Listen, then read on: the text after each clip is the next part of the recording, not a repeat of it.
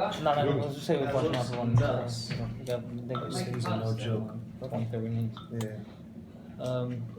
مش راح أتكلم سواء كمان شغال ولا شو هو يفكر كل هالخلق أنا فاهم حشة بلاب ذاك الله حين تصور مار أمين Amen. rolling her Yeah. all right guys class is gonna be going on oh wait first who's doing it by this week It's anonymous actually, so don't ask me who it is. It's anonymous donor. Big C-man. That's all I gotta say. Whoever did it is going to Hatzalah. Whoever's doing that tzedakah, he's fulfilling the second highest level of tzedakah possible. The video, the class in the house of Harry Mizrahi. That's the first paying respect. Wait, why second level? No, there's different levels of there's different levels of tzedakah. If I'm not mistaken, the highest level of tzedakah is when Just started? just started. Yeah. It's like when you don't even know who you're giving it to. Right. So here you're giving to Hatzalah, so And it's anonymous, I think. it's anonymous. So the kavod is gone. You don't know who he is. Whoever the anonymous is, Hashem should bless him a lot. Amen. So Zakos, and last week also Yakon donated. So you weren't here last week, so that would to you also. And thank you Harry and his wife for the spread and beautiful hospitality and scotch. That's top level. Hopefully tonight will be a little less. I get off. Hopefully this week will be a little less rowdy than last week, right? Last week we got started on the rough start. Yeah, I think everyone was. It was pretty loud. Good. Last week was wild. So we'll start like this. I mentioned the pre-summer chizuk class because it's very important that we discuss it before we go away for the summer. The class will still be going on every Tuesday, right? We're still Yes. in Brooklyn. It'll still be going on. The same guys will be here. I'm expecting all you guys to be here. And We'll probably have paper plates and stuff. all right, no problem. The wives are gone. When the wife's away, the plates are away, right? That's how it is. So the class is gonna go on, but still the mode is gonna change. It's not the same mode. Everyone goes back to the deal, everyone changes, and you know you gotta get a little bit of prep before we go to the summer. It's not just a typical thing. So today we're gonna speak a little about that, and hopefully we take out of it a nice little boost to the summer months. That way everything keeps staying fresh. So this week's parasha we know is about Techa, right? Speaking about when Aaron goes to the Mikdash and he goes lights the candles. So it's interesting. We spoke about this last week also, that the whole process that we spoke about from Pesach and the Omer, everything we spoke of that. It's all about fire, keeping that fire going. It's funny, this parasha, it's still lighting the candles, lighting the fire, consistently speaking about lighting the fire. Wow. Lighting the fire. It always mentions that. And like my rabbi said, you mentioned Rabbi Admoni, he said that that fire always goes back to its natural origin, meaning every item in this world has a origin, has a place that it comes from, right? For instance, water. Water is origin of water is in the ground, so naturally water goes back down. Fire, his place of origin is not in the ground; it's in the sky. Because we said fire was a spiritual thing. So that's why fire always goes upwards. Never goes to the side, never goes left, it goes upwards all the time. Because it goes back to his makor, it goes back to his origin. Also, neshama. Neshama, we're not coming from the ground, we come from Shemayim. When the neshama is finished, it goes back up. Everything has a sense to go back up. That's why we say, a little bit of secret, that's why they say, every morning we say, in Hallelujah, there's the song, Hallelujah. So in the end of that it says, Kol ha-neshama tehalel, right? So you can read it, Kol ha-neshama tehalel. I'm going to translate it. Kol ha-neshama tehalel. You can say that my soul is always praising Hashem. Neshama is the soul. Kol ha-neshama tehalel Hashem. We're always blessing Hashem. That's the simple meaning. But if you cut the word a little bit, you'll see a different pronunciation. In Hebrew, the word breath is called neshima. Kol ha-neshima tehalel. Every breath I take, I praise Hashem. What's the reason for that? There is a pirush that says that every time someone breathes, the neshama wants to leave him. He always wants to go out of his body. Every breath someone takes, it leaves him. But Hashem makes a miracle and brings it back. Every single breath. That's why we say, Kol ha-neshima tehalel. We're really praising Hashem. Every breath that we take, that Hashem keeps our soul in our bodies, it's a blessing because naturally the soul wants to levitate up. He wants to get out of our bodies. He doesn't want to be stuck in a human form. He wants to go back up to his origin, and that's the blessing that we say. So just to clarify that, everything has an origin, and everything that goes back to its origin, whatever way it is, it's up, down, left, right, doesn't matter. But everything has an origin. So we said fire, it goes up. When you see the candles, we said a lot of times we spoke about this. Candles go up, the fire goes up. It's always going back to his spirituality, which is the sky. Let's bring it back to us. Our job is to keep that fire going up all the time. The fire has to always be lit, like we said. You have to always have a candle lighting in your soul. It always has to be lit. Sometimes it can be stronger, lighter. Always has to be lit though. Once that candle is lit, it's a tough situation. Our job is to always keep it lit. That's our job. Now the question is, how do we do it in the summer months? During the year when everyone's in Brooklyn, it's fine. Everyone's together, the shul is here, the classes are here, right? Everyone's together. It's not really much of a big, difficult thing.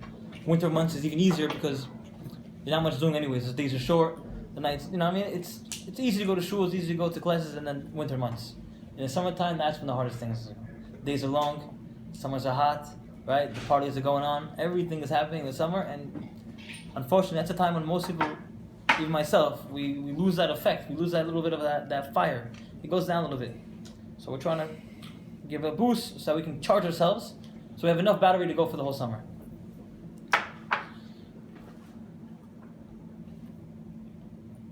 A little bit of a background before I get into the topic.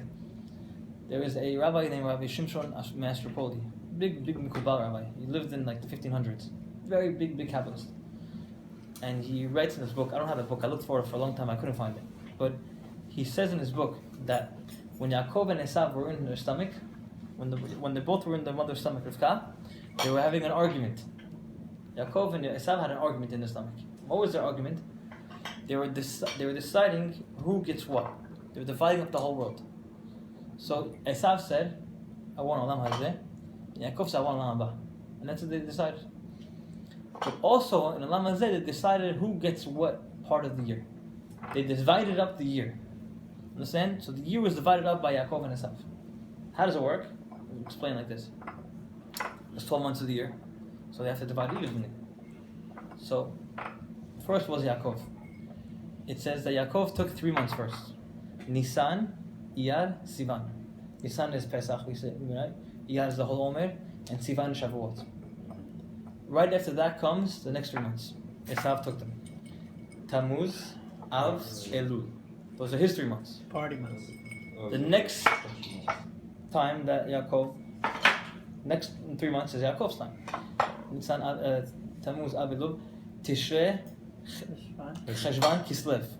That goes from all the holidays until Hanukkah. Then you have Esav's turn. Tevet, Shevat, Adar. And that's the way it ends. So each one has 6 months. Yaakov has 6 months, and Esav has 6 months. And that's why, by the way, a little bit chidush. He's not here now. Unfortunately, he's missing this. But the chidush is that really, what month is Adar? Adar is Purim. Yeah. It falls out on whose month? We said Tevet, Shevat, Adar. It falls out on Esav's month. Why do we say V'nafochu? Right? The whole thing is Vana. Right? On Purim we have a big miracle that everything changed. We think of it as a miracle that instead of Haman killing us, we killed him and we changed the whole thing. There's a deeper meaning to it. We changed the month. The month is Esav's month. It's not our month. We shouldn't have won Purim. We shouldn't have won the war. But Hashem made a miracle. We changed the luck of that month from an Esav month to a Yaakov month. So we stole a month from him. 5. So he's left with 5. Nice. So we stole a month from Esav. I'm going to explain to you again. We said Yaakov and Esav were in the stomach of their mother. And they're deciding on who gets what part of the year. They're dividing the year. So each one took 6 months, each one took 6 months. So to Yaakov. Yaakov said, Nisan, Iyar, Sivan, which is Pesach, the Omer, and then Shavuot. Comes Esav, he goes, okay, my turn. Tammuz, Av, Elul, took 3 months. Yaakov comes back. Tishrei, Cheshvan, Kislev, which is all the holidays into Hanukkah. And then Esav comes and says, okay, Tevet, Shevat, Adar. Oh, somebody's paying attention in that class. Which one? In 8th grade. So Adar. Cheat sheet, I'm not gonna lie. So Adar is the month of Purim, we said. And we just said that it comes out on Esav's month.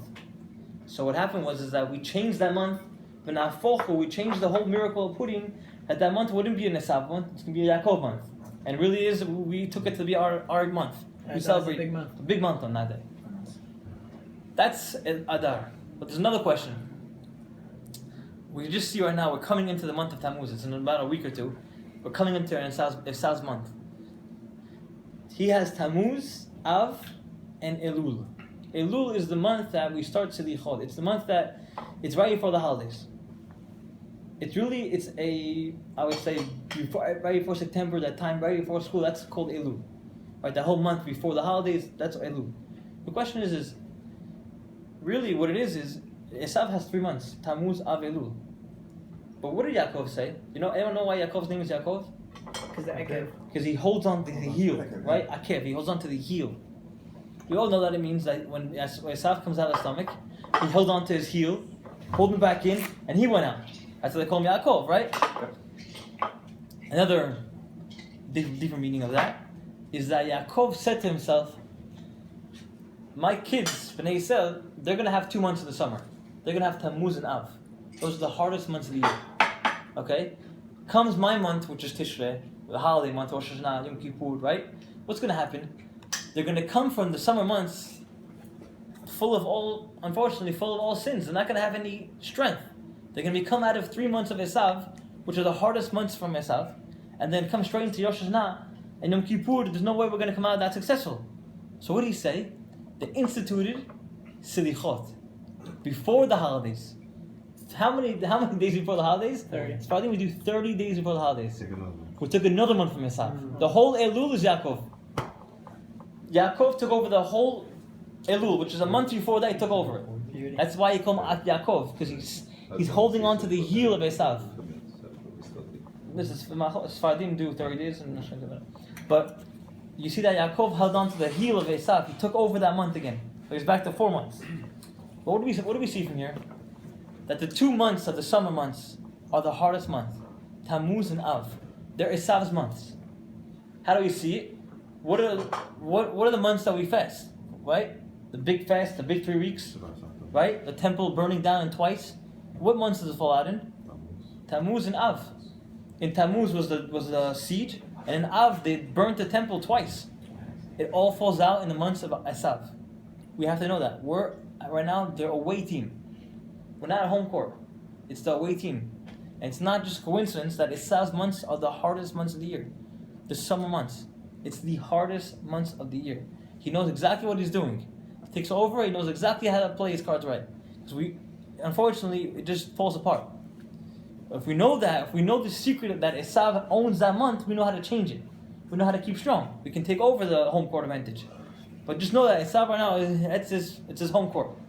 It is. He owns it. Our purpose, our job, is to change it to be a Yaakov month. So let's continue the path. So we said that Tammuz and Av are the Esav months. We know that all the bad things happen in these 2 months. All the bad things. Talking about the spreading of the Holocaust, the Inquisition, the libels, all these gizrot that we had, everything happened on Tisha B'Av. All that happened on Tisha B'Av. All the bad things in our history, all comes back to these 2 months. If you look at it, almost every war that happens in Israel, almost every single war, if you think about it really closely, happening in the summertime. Wow. Most of them. There's a few. There's Lebanon war. This one, most of them happen in the summertime. Most of them.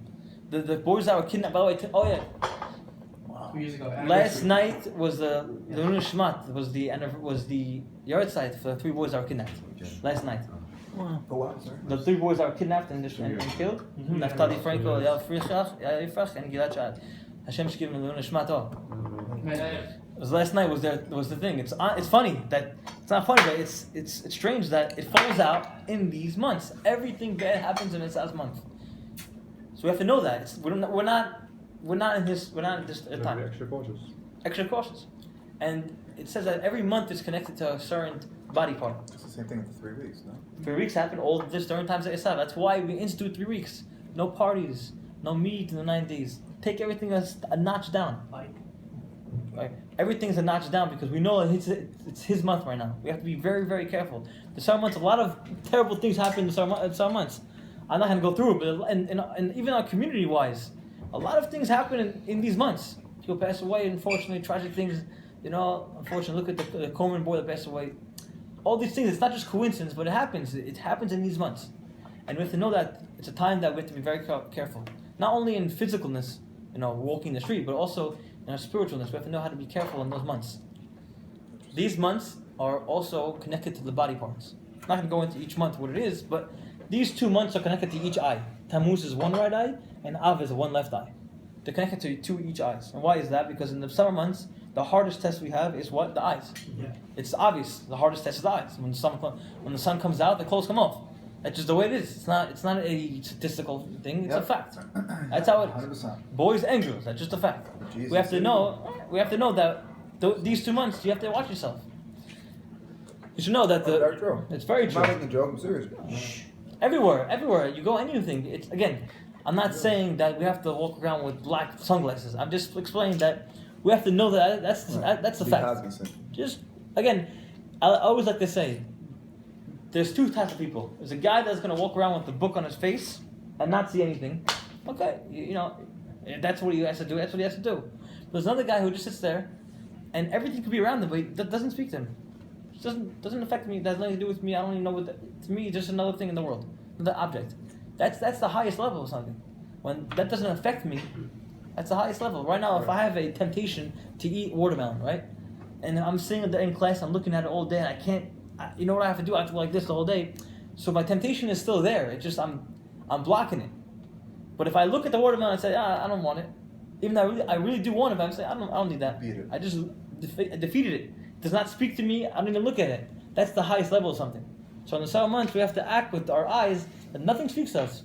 Whatever it is, you have your girlfriend, you have your wife, you have your family. That's it. You don't need anything else more than that. You have your parents. Again, I'm not saying it's not easy. It's very hard. But we have to know that. That's what we have to do. That's our mission. For these 2 months, we have a game plan. Defeat that month. Take over the month. That's all it is. So we spoke about that. Now I'm going to give a little bit of a thing that Harry likes. This is for Harry, right? We're going back all the way. Sorry. Which Harry? Harry Mizrahi. Nice. We're going back to Don't Tebele. Sorry. Just dab it. We're good. Okay, let's go back to Bereshit now. Thank you. The beginning of the Torah. I spoke about Harry with this. I don't think you remember this. We spoke about this on Shavuot night when we walked, but I'm going to say it again. The first pasuk in the Torah. Well, I'm going to give you guys a little bit of a clue. My rabbi always says this. Rabbi Money always says that whenever you want to find the root of something, do you know how you find it or no? The shoresh. For instance, you want to find out what a rock is. What is a rock? How are you going to find out what a rock is? You can go to encyclopedia, you might go to Google and tell you the Wikipedia and facts of what a rock is, right? But you have to look, not only the particles, you have to look where the first time in the Torah you see the word rock. Yes. Wherever you see the first time in Torah, that's the origin, that's the root of everything. I've heard that. You want to know where wind comes from? Go to the first time it says V'ruach Elohim. Well, the first time you see the word ruach, everything has a place in Torah. I'll give you a little side point. You want to know what light means? Light. Or. You go to the first place in the Torah where it says or. Or v'chosha. Now I've done it, but if you count the words to the first time it says or, 1, 2, 3, 4, 5, 6, 7, 8, 9, 10, 11, 12, 13, 14, 15, 16, 17, 18, 19, 20, 21, 22, 23, 24. No, 24? 25, 26, 20, okay, sorry. 24, 25. 25, right there. What's the 25th word? Or, light. Hanukkah is on what day? The 25th day of Kislev. Kafeh, 25. Automatically designated from the Torah, from the beginning of the Torah, 25th day is going to be order. That's the first time you see the word or, light in the Torah. Everything has a origin. It goes on tons of times. But we're going to find out what does water mean? What's the origin of water? What is the root of all mayim? So we have to go to the first time in the Torah, it says mayim. And it says, Bereshit bara Elokim et hashamayim ve'et haaretz. Right? We know that. Ve'haaretz hayta tohu va'vohu ve'choshech al pnei tehom. Ve'ruach Elohim menachefet al pnei hamayim. Very, very interesting topic right now. Very interesting. That's fair.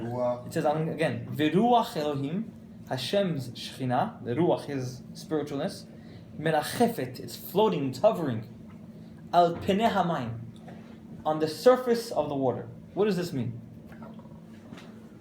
Anyone take a guess? The spirit of Hashem, the Shekhinah, is hovering over the water. That's why it doesn't go up, maybe.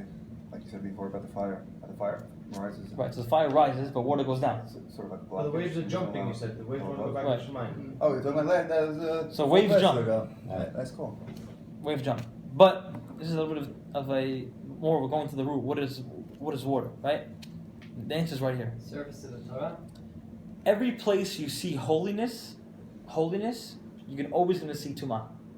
No matter what, it goes hand in hand.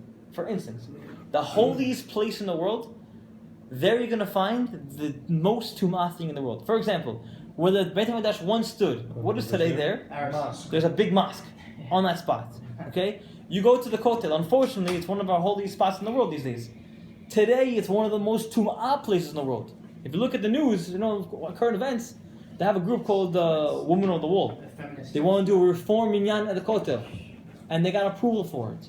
Imagine having a reform minyan by the Kotel, women carrying Torahs, putting on tefillin.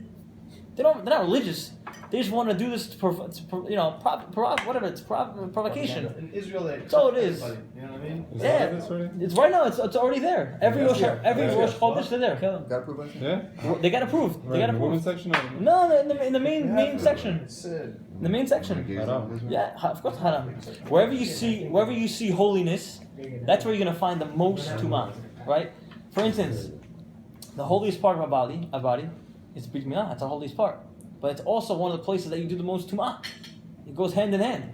What's up? No, I'm just saying, it's closest to the most Tum'ah place. Everything is hand in hand. That's how it is. Wherever there's a kadosh, there's also a tumah. For instance, Shabbat. It's a very, very holy day, but also sometimes they can desecrate it, make it the most tumah thing. So the weekend. Everything, Saturday. everything. It goes hand in hand. But everything you say, The weakest Achilles heel. And Right. It should be the greatest. the greatest thing. But it's not a downfall. It's just we have to know that that's the fact. The holiest thing comes out the most tumah things. Unfortunately, if you go to graves in Israel, grave sites, Kivaret Tzadikim, whatever, all these places, sometimes you find over there a lot of also people that come there just to visit also. They don't come there sometimes, I would just say, the most proper way. I don't know if you guys know, but in Israel it's a thing to go to the graves. They go every month, they go do parties, they go do things, they go this. So it becomes more of like a hangout type of thing, and that makes it unholy. Yeah. Wherever you go, it's mixed and mixed. Always hand in hand. So mayim, water, is a very, very, very, very holy thing. But it's also one of the most impure things. I'll explain right now.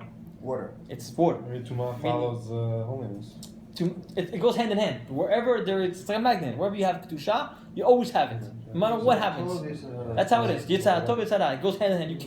You can't take it without. You can't divide it. It does not work. The way the world is that way. The world is connected with them too. You can't separate it. You can't. You have to know. You have to know how to control it and how to defeat it. But you can't take it out. Right? So think about it. Shad Etzion, you have a lot of the Torah Center, and then you have the Everything, that's no one trusts. It's on camera. I didn't say Torah that. Center. Torah Center Well, is dude, right come next on, door to a cemetery. Yeah, this is going You're on right. Torah.com. They're gonna take No, you no, off no, the no. board. Wait. I'm not saying any shuls, but there are shuls Right. where you see on shuls where it's tefillah in the shuls, but people come there undressed. It's the holiest place. It's a shul, but also there's a lot of tumah, a lot of unmodesty. Hand on hand. Of course, if it's a place that wherever you see it, you're gonna see this fact everywhere. Holiness goes out with also impurity. It goes hand in hand. Okay. Now water is a very holy thing. Why? Because it says in the pasuk, "V'ruach Elohim menachevt al pnei hamayim." What does it mean? It means that Hashem's spirit, His Shekhinah, is always hovering over water. I'll give you an example. Where is the most comfort place? Where's the most soothing feeling you get? Beach.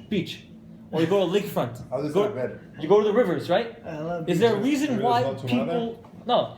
Is there a reason why people love the river so much, or the lakefronts, or the beach? So soothing. Forget the Nature. beach. Forget a popular beach. Go to an empty beach. Nature, right? Yeah. You go to an island out of Nature. nowhere. Water You is just soothing. sit by the water. Water is soothing. You know why water? Unbelievable. You know why water is soothing? No. Because the Shekhinah is on the water all the time. It's not me. I'm just saying it. And that's where you go to the big vet. Rashi says it. if anyone wants to read it, Veruach Elohim menachefet al pnei hamayim. I'm going to read it straight out. Kiseh hakavod omed ba'avir. It's standing in the air. Umenachef al pnei hamayim. It's actually hovering. Hashem is actually hovering over water. It gives you a sense of feeling. Water gives you a healing. You get powerful healing from water. You go to the beach, you get hadid. It's really nice. You go to lakefront. Sometimes you go to Lake George. You go to Lake George. Yeah. It's beautiful, Lake George. Really nice. You go to some river out of nowhere. You go fishing someplace in the middle of nowhere in a brook. It's great. You get a feeling. You know why? Because Hashem's Shekhinah is there. But unfortunately, when you go to a beach, Hashem's Shekhinah is right there, and we're on the beach. The beach is sometimes you can't go to the beach because it's so tough. Yeah. You know, just the most tumah is there. You have whatever it is. You have the most immodesty there. So you see wherever there is the holiest place, you're gonna also see the most. It's funny. Why didn't it work out that people go with bikinis to the city? Like it's not like why don't people go immodestly to a? I don't know. I'm just trying to think of it. There's no other place that people just. It's not that it's immodest. It's normal. It's normal to be there. It's normal to be immodest on the beach. If you come there with jeans on, you look at it as like crazy. What's this guy going jeans to the beach? Yeah. Right? Meaning, if you're modest, it's not normal. You have to be immodest to be on the beach. That's the only way to be normal. Think about it. That's Black Lexus. Who is that? Shit me. Yeah, just block the driveway. The guy's trying to get out. Oh, okay, I thought I was getting towed or some No. shit. I was like, You gotta back out. please no. It's like, you gotta move. Zach, It's like- pull- you gotta move. Zach, pull all the way into the back of the right. That was classic. You can edit this, right? Yeah. No, that was good. Yeah, That's don't good. edit that. Leave that. That's part of the class. Full curses. Don't worry, that's part of the class. That's exact classic, right? Don't hurt it. That's Keep part of going, the keep class. going. That's part of the class. So, So we see that whenever there's water, it's the most cooling place in the world. it's also a mikveh. You know, you go to Mikveh get cleans you off. That's It's also to mother, right? Everything goes hand in hand. So water has that sense of knowing how to soothe us. But we have to know that by the way, a pool has the same effect. A pool has the same effect. You sit by a pool, same soothing feeling. Yeah. Okay? So it's any water, even if Any it's water. like man-made. Like, so think about pool man-made. Water's not On the man-made. shower, Yeah, you can make a lake, but still the water is natural. Guys, want to get the best parts? I have in my car. Yeah. Whose car is it? I have no idea. Whose car is in the Black driveway? Lexus. Black Lexus? In the driveway? In the driveway. This driveway. Parked across the street. Maybe someone going to pedals? It's not us. You also have a black Lexus? You have a Maserati. You have a Maserati. Nobody parked in this driveway. Nobody. Okay. What do you want to pay? All right. So we said just to cover up what we just said. Hashem's spirit is on the water, hovers on the water. Wherever you go to water, you have soothing, you have sense of calmness, you have Shekhinah there. If you go to the water, you have powers of healing people. They say, and I'm not a doctor or anything, but they say that water has like the beach and the ocean has a sense of calmness. It does heal you. Of course. Therapy. If you go to the old age homes, where they're located on the water.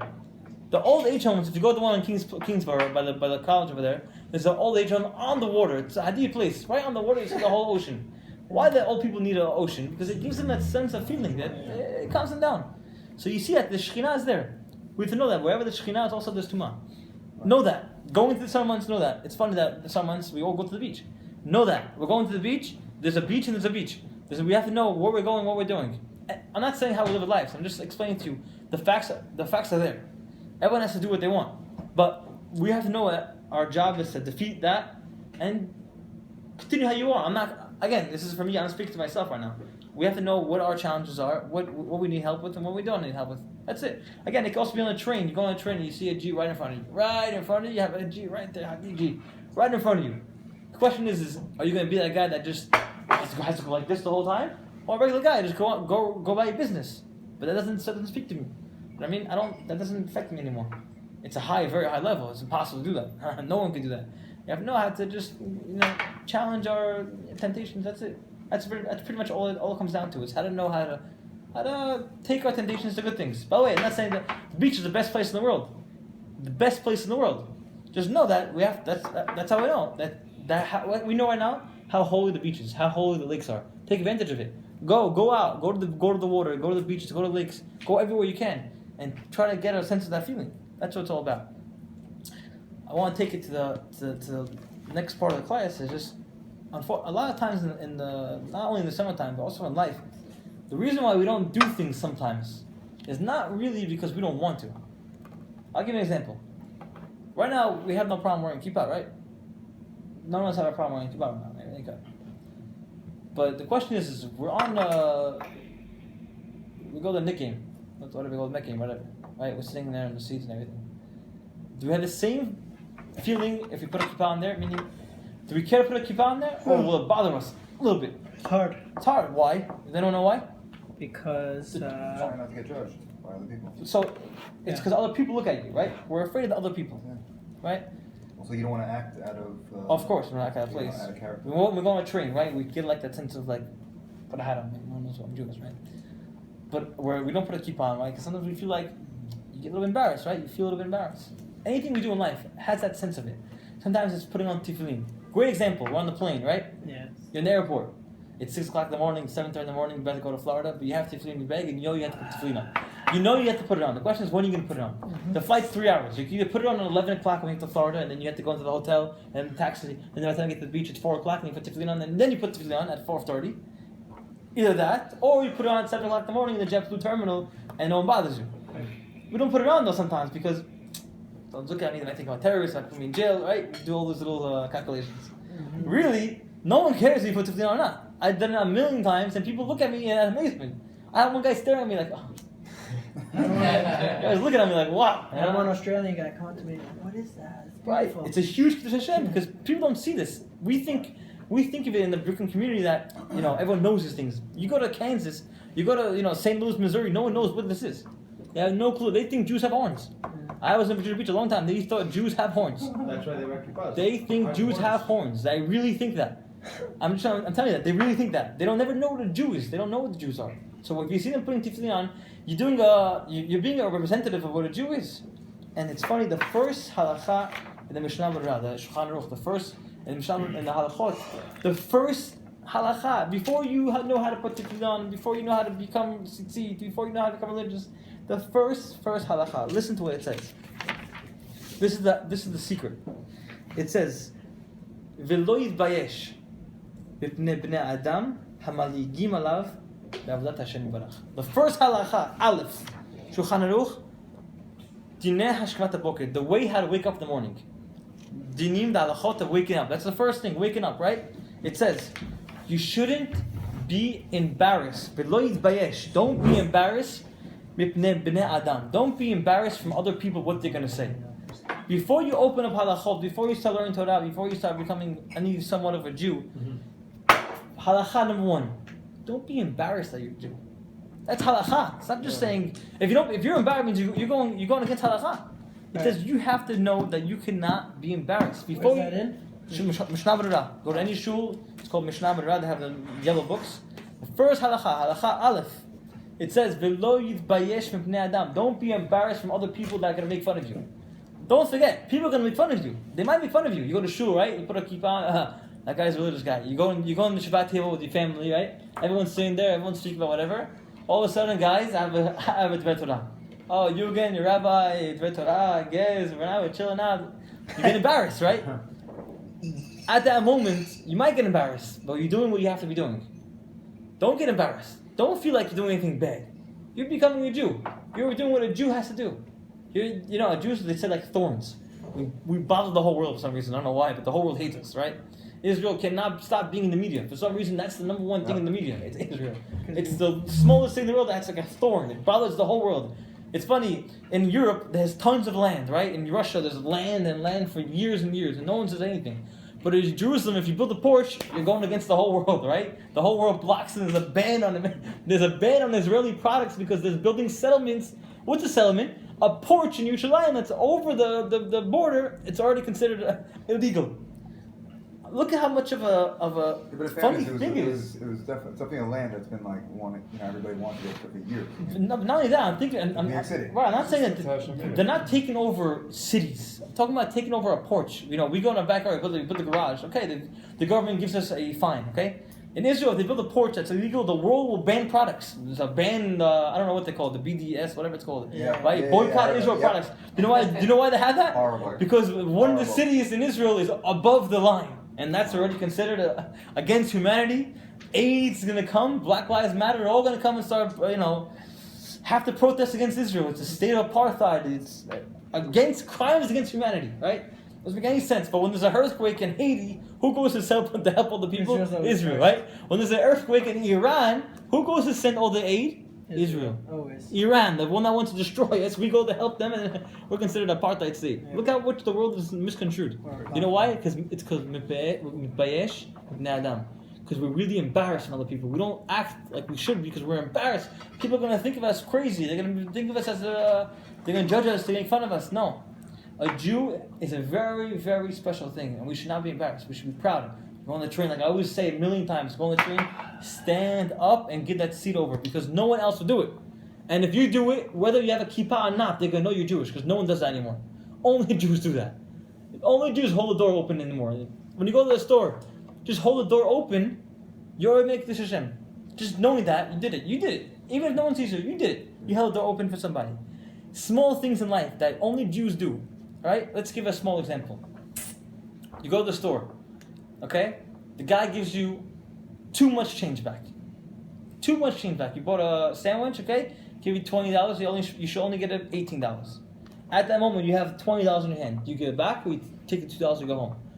You can say, no one knows, I'll go home. But if you give that money back, you made the craziest thing in the world. Because right now, he's the guy that's giving money back. No one gives money back in the world. No one gives money back in the world. It's just doesn't work. People steal money. No one gives back money. Jews, we have to know about giving back money. Unfortunately, in these days, there's too much there's too much in the media about Jews taking things. You see a lot of corruption. They always blame the Jews. Of course, I'm not saying that Jews are imperfect, but there's a lot of, our hands are dirty with these type of things. We have to know how to do the opposite. Give back. Give. And they're not going to show it. They're not going to show you that Jews give back. They'll never show it to you. They'll only show you when the Jew takes away things. Right? In the media and the news is always a Jew that's corruption scandal. De Blasio, this guy. They'll only show you that. They won't show you the guy. By the way, I ever saw a video this past week of a boy in Borough Park helping a Chinese lady. No one saw it? No one saw it, right? Okay. It was a Yeshiva World News article. A video of a Hasidic boy, and he was walking the street, and then a Chinese lady had they have the wagons? Yeah. So she had a wagon with an air conditioner. Nice. A huge air conditioner on the wagon, okay? Stepping up. And it fell off. And the video, one guy was taking a video of what this kid did. Like a 15-year-old kid, has a jacket. Yeah. He walks up to the Chinese lady, and he's helping her put the air conditioner back onto the wagon. No one saw it, but this guy videotaped it. He put it on Yeshiva World News, and people started looking at it. You see a regular Hasidic kid, Jewish boy, he's helping a Chinese lady lift an air conditioner, it's probably broken, right? On the middle of the street, onto the wagon. That's a Jew. No one sees those things. But that kid did something out of purity, and people saw it. We have the chance, we have an ability to do that in our daily lives, right? Every day we go to work, try to find that little moment that we can do something to make the world a better place, and people to see what really a Jew is all about. That's our job, really. And in summer months, that's what we can do. In the summertime, when the train's packed, we can say, listen, the train's packed, it's the worst time of the year, it's terrible, I hate it, there's traffic, everything, right? Or look at it in a good way. The train's packed, I have so much opportunity now to do Hashem. I have an opportunity now to do anything I can. When you go to the airport, look for the airport space with the most people there to put the tefillin on. Go to the place with the most people on. Put the tefillin on, don't be embarrassed. Who's embarrassed? The Arabs are not embarrassed. Muslims are not embarrassed. They go to the work, they go to the city, they go to the showrooms, they stop the appointment, I have to pray. Pulls out a carpet on the floor, starts bowing down. Allahu Akbar. In the middle of the thing. He's not embarrassed. Why isn't he embarrassed? If he's not embarrassed, then we should not be embarrassed. They wear turbans. They do everything. They wear turbans, the G's wear this. It's true. They have to be very Don't think they're modest, by the way. Don't think they're not modest at all. They're totally immodest. The women are totally zonot. You should know that.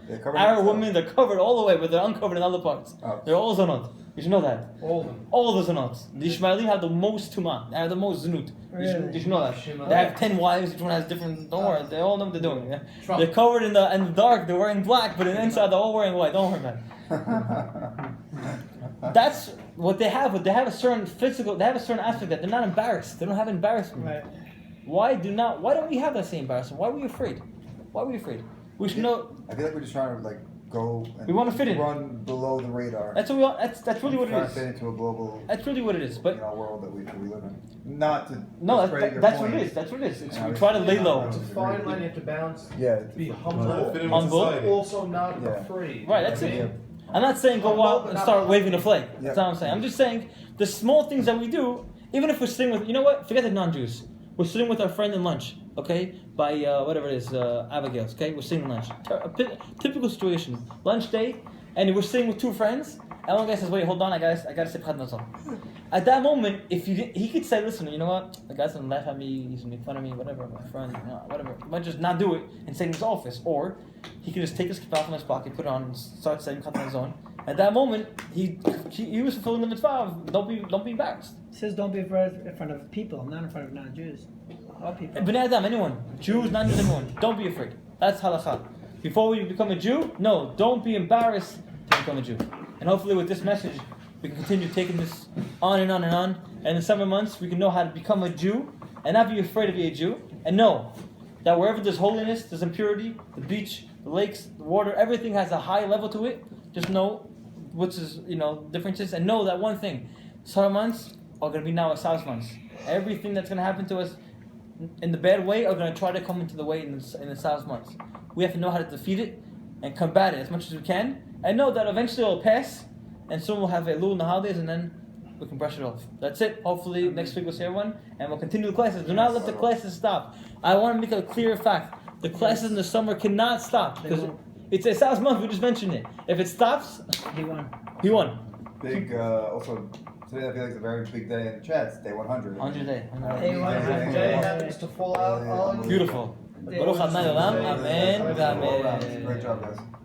Hazak Baruch.